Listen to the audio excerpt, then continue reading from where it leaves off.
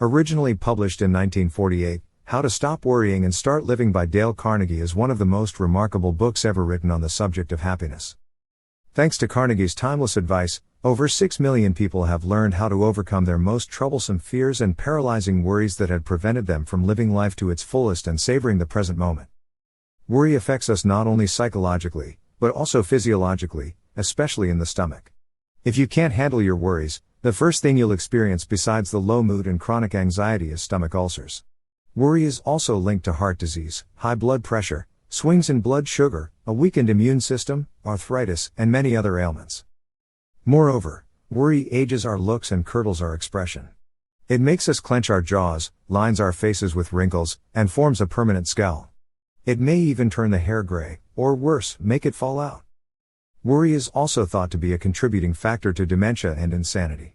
The overly anxious individual who is unable to cope with the harsh world of reality may retreat into a private world of his imagination to find relief from stress and worry.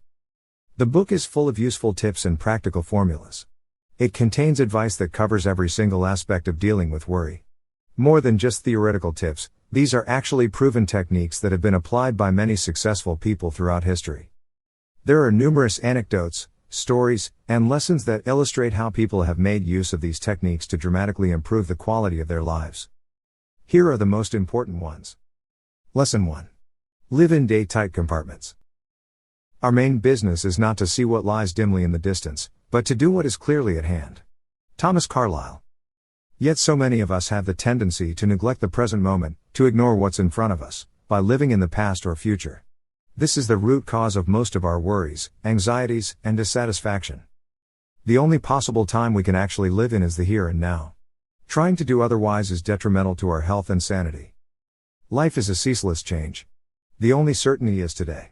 And there's no point in robbing ourselves of the beauty of today by dwelling on the past, or by focusing too much on a future that is shrouded in uncertainty, a future that we can't predict. The French philosopher Montaigne summed up the worries of his life. My life has been full of terrible misfortunes, most of which never happened.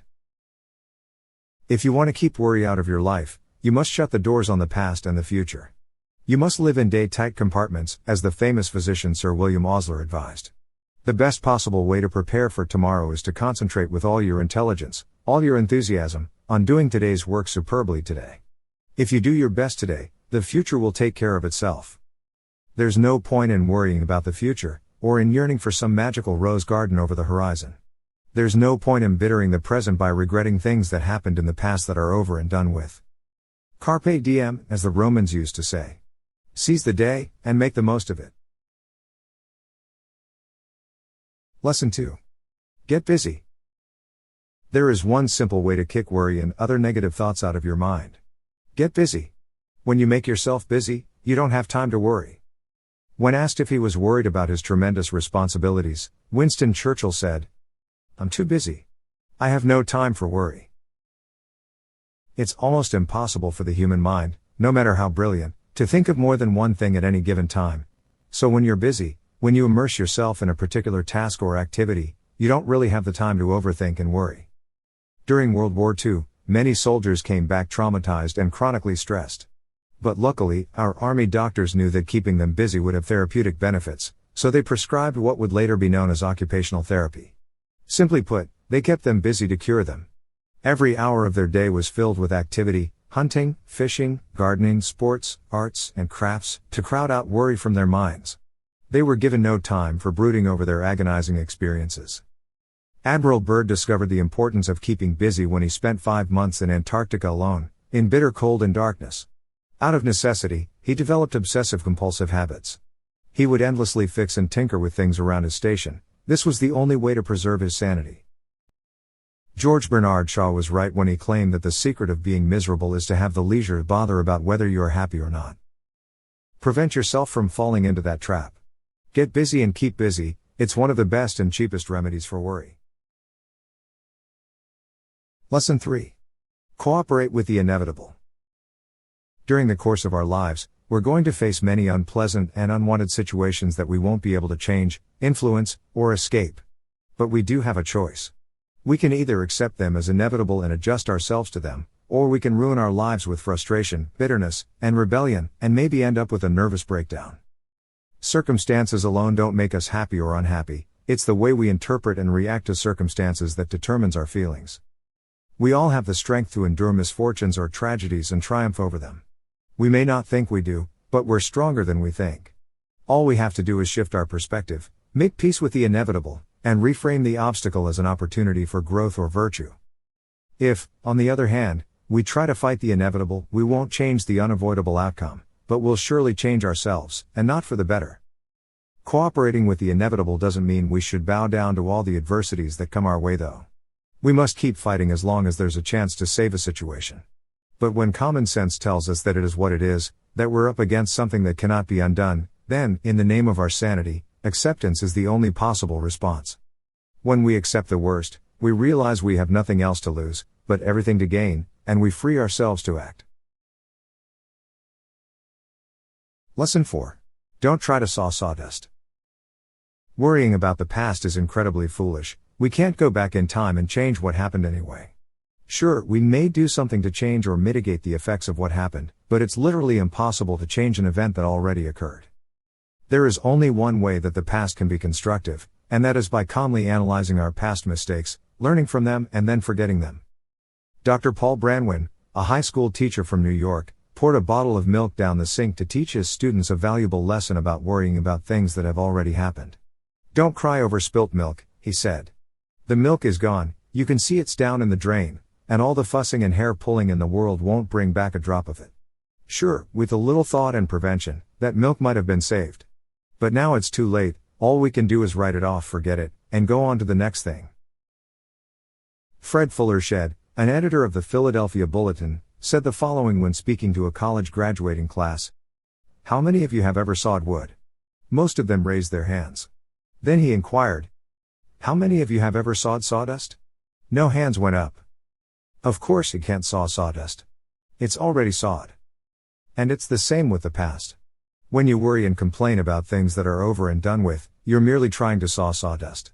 You're wasting precious time and energy over nothing.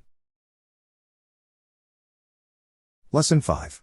Fill your mind with cheerful, positive thoughts.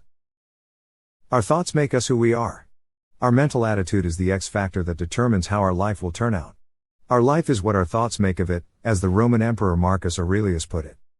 Carnegie is convinced that the biggest problem we have to deal with is choosing the right thoughts. If we can do that, nothing can stand in our way. If you fill your mind with happy thoughts, you will be happy. But if you fill your mind with miserable thoughts, you will be miserable. If you think fearful thoughts, you will be fearful. If you think sickly thoughts, you will get ill. If you think about failure, you will certainly fail. If you wallow in self-pity, people will shun and avoid you. You are not what you think you are, but what you think you are, said Norman Vincent Peale. The great French philosopher, Michel de Montaigne, claimed that a man is not hurt so much by what happens, as by his opinion of what happens. And your opinion of what happens is entirely up to you. It's up to you to interpret whatever happens to you in a positive light, rather than a negative one. It's up to you to develop a mental attitude that will bring you peace and happiness. Think and act cheerfully, and you will feel cheerful. Lesson 6. Count your blessings, not your troubles. If you want to be happy, you should focus on 90% of the things that work well in your life, and forget the 10% of the things that don't. Anytime you're worried, anxious or stressed, try asking yourself, what the hell am I worrying about? You will realize that in most cases, the thing you're worrying about isn't really that important. The American fighter ace, Eddie Rickenbacker, after drifting with his companions in life rafts around the Pacific for 21 days, realized that if you have all the fresh water you want to drink and all the food you want to eat, you ought never to complain about anything. Carnegie's longtime lecture manager, Harold Abbott, almost hit rock bottom in his life. The grocery store that he ran got closed.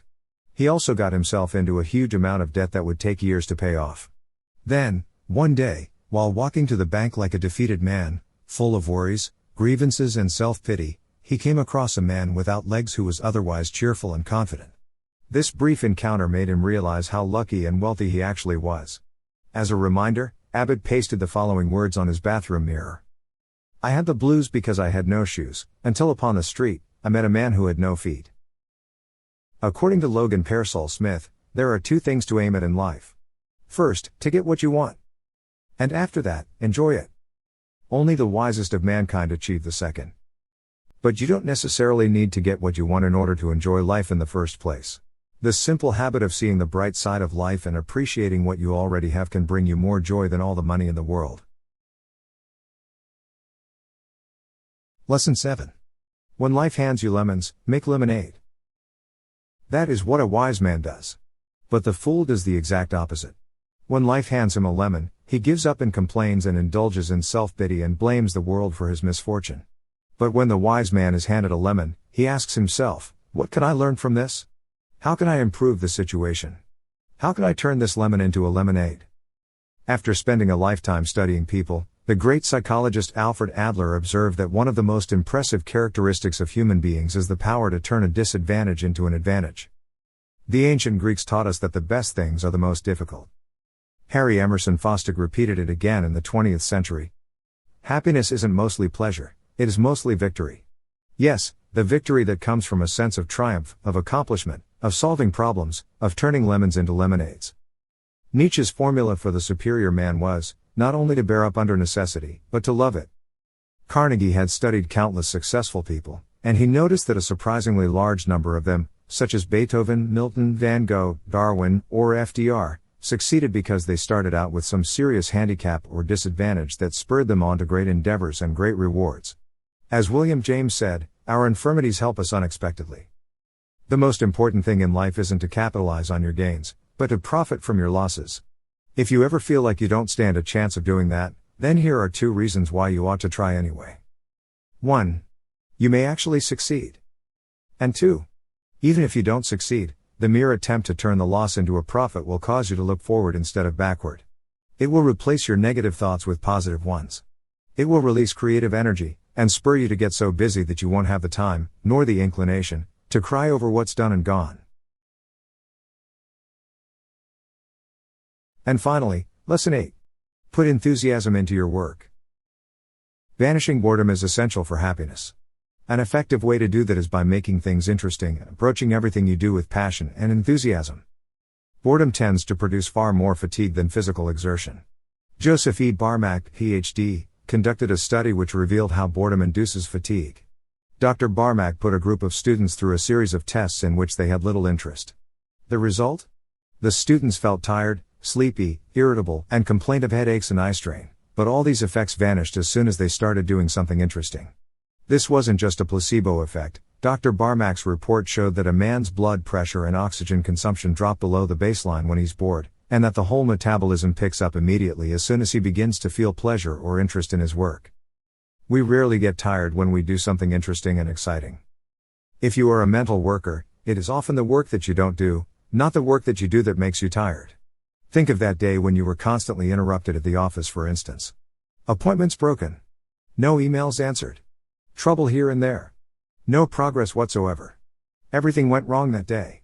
You accomplished nothing, and yet you went home exhausted, and with a massive headache. The next day everything clicked at the office.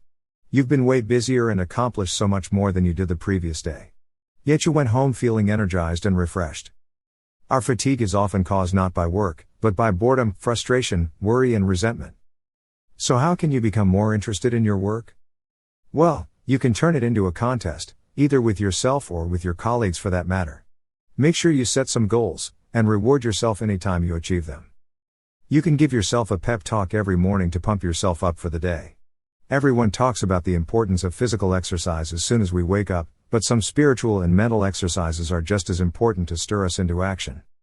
By talking to yourself every day, using affirmations to fill your mind with positive, powerful thoughts, and expressing gratitude for the things you cherish, you can make any job less distasteful. Your boss wants you to be interested in your job so that he'll make more money. But forget about what the boss wants. Think of what being interested in your job will do for you. Becoming interested in your work will take your mind off your worries, reduce your chances of exhaustion, and maybe earn you a promotion and a higher salary. It may double the amount of happiness you get out of life, since you spend about 1/2 of your waking hours working. And if you don't find happiness and fulfillment in your work, you may never find it anywhere. So these have been the 8 most important lessons from Dale Carnegie's classic, How to Stop Worrying and Start Living. Try to recall them and apply them every day, or at least every time you're stressed and worried. With enough practice and persistence, you will turn these tips into habits and develop a high degree of mental and emotional resilience. If you enjoyed this summary, please take a few moments of your time to like this video and leave a comment down below. And if you'd like to read or listen to an extended and more detailed version that analyzes every chapter from the original book and covers every single aspect of dealing with stress, make sure you check out the links in the description. And finally, for more animated summaries of some of the greatest self-help, business, psychology, and personal development books, don't forget to subscribe to our channel.